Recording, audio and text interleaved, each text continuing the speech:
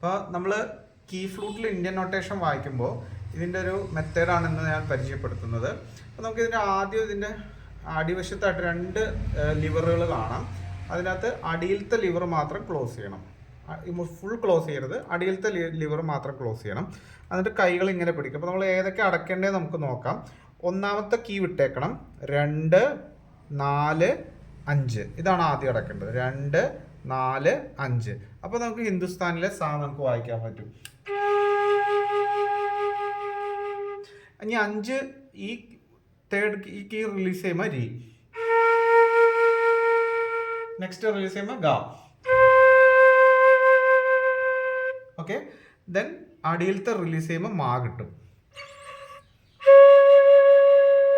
ഇത് നമ്മൾ ശങ്കരാഭരണ രാഗമാണ് വായിക്കുന്നത്, മേജർ സ്കെയിൽ. അപ്പോൾ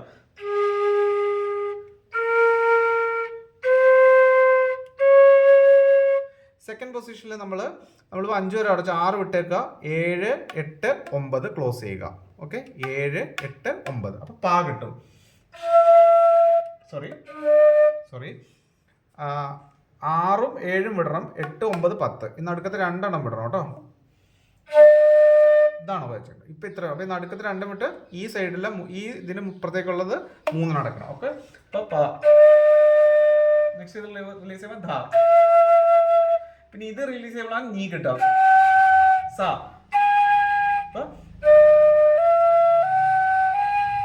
സാനിതാപ്പ.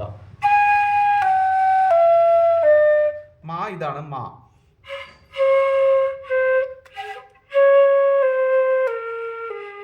സാരി ഗ മാ. മാടിയിൽ വിടുമ്പോൾ പാധ നീ സാ, സാ നീ ധ പ.